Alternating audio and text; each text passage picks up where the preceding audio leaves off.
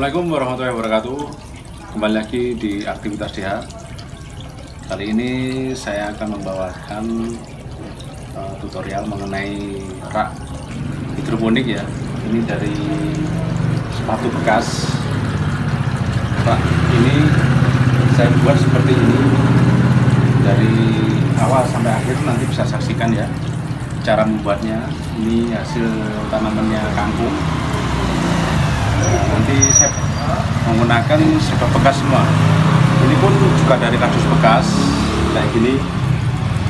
Saya menggunakan kardus yang sudah nggak kepakai, saya lapisi plastik. Dan ini pun saya mendapatkannya banyak ya, kita hasilkan dari limbah-limbah yang nggak terpakai.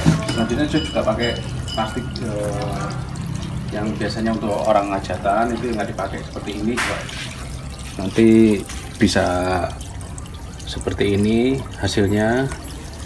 Terus saya juga menggunakan ini pun juga dari kardus ya.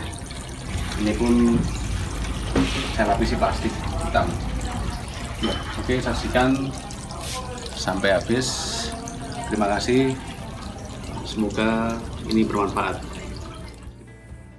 Alat yang digunakan adalah seperti di bawah ini. Urutan kerjanya adalah sebagai berikut.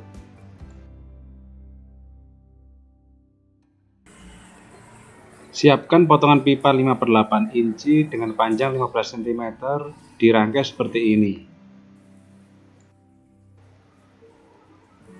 Kemudian melapisi rak dengan plastik.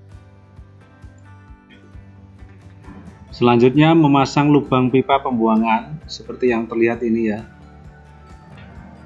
Tray dibuat dari kardus dengan cara kardus dilapisi plastik, ditata sesuai dengan bentuk kotak tray. Kemudian diisolasi.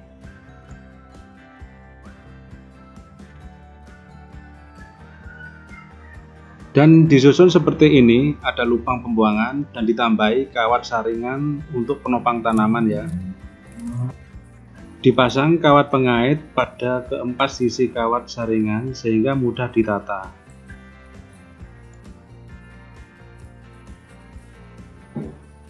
Untuk variasi yang kedua, saya menggunakan bahan kotak plastik.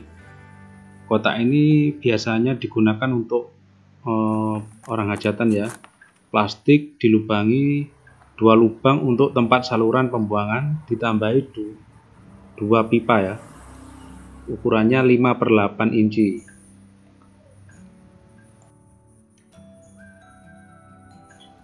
Pemasangannya seperti ini, harus lurus, juga sesuai kemiringan air ya, agar airnya bisa mengalir. Karena ini untuk saluran pembuangan, jadi harus sesuai kemiringannya.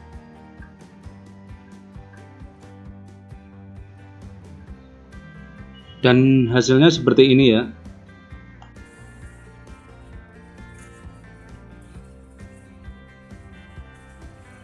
Di tray ini dipasang juga kawat saringan untuk penopang tanaman. Jadi sama kayak yang tadi ya. Untuk variasi yang ketiga ini khusus pembibitan dengan isi tray 72 lubang tanam. Prosesnya juga sama dengan variasi 1 dan variasi kedua ya, membuat 2 lubang pembuangan untuk sirkulasi air ya.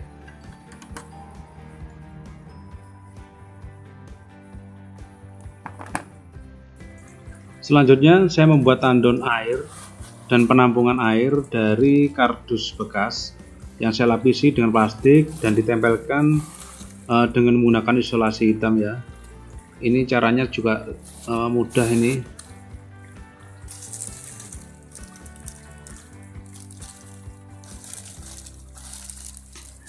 Melekatkan isolasi warna hitam pada bagian plastik dan dipotong dengan menggunakan gunting, dan hasilnya harus rapi ya. Kemudian nyalakan pompa untuk mengetahui proses sirkulasi air ya.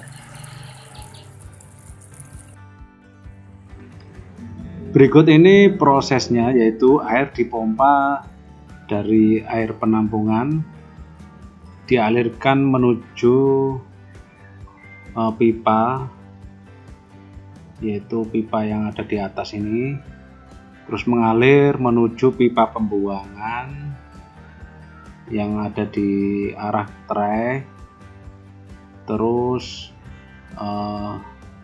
menuju saluran pembuangan. Ini kelihatan airnya udah mengalir, dan air ini disalurkan ke tray berikutnya. Ada 2 pipa ini, saluran pembuangannya harus berfungsi dengan bagus ya, dan kemiringannya sudah tertata ini, jadi airnya bisa mengalir. Begitu seterusnya ya ke tray-tray berikutnya.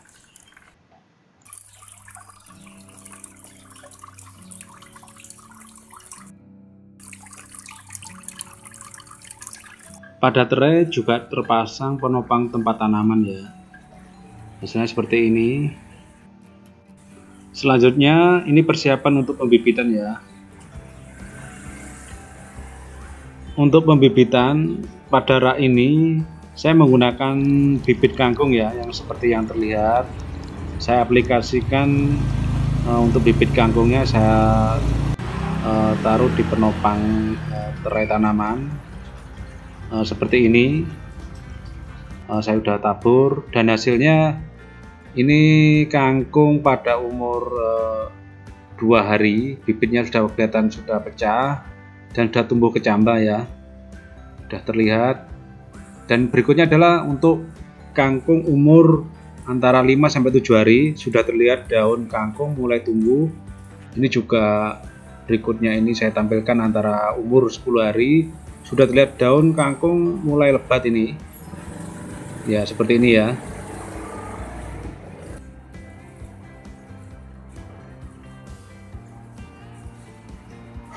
Berikut ini kangkung pada umur 18 hari, sudah terlihat daunnya sudah menghijau, sudah mulai agak besar, batang pohon juga tinggi, kelihatan subur. Dan ini saya juga cek ppm-nya harus rutin ya saya pakai.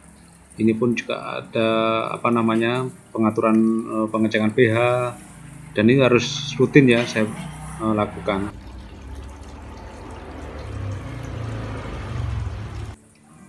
Ini adalah kangkung umur antara 8 hari, batang pohonnya semakin tinggi, daunnya juga lebat.